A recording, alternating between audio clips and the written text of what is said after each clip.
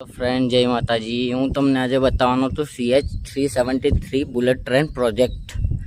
तो आज अमरा CH373 काम 75% पूरु थई गयुं छे। हूँ तमने बतावुं छुं। देखो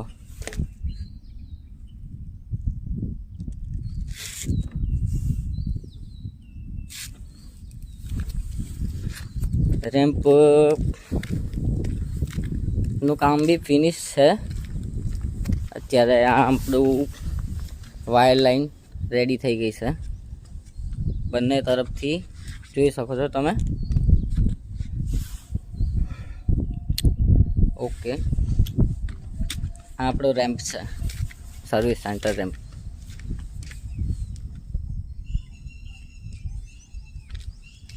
બસ આવા જ આવા વિડીયોમાં જોવા માટે સબસ્ક્રાઈબ કરજો। તમારો નાનો બ્લોગર મિત ચૌહાણ।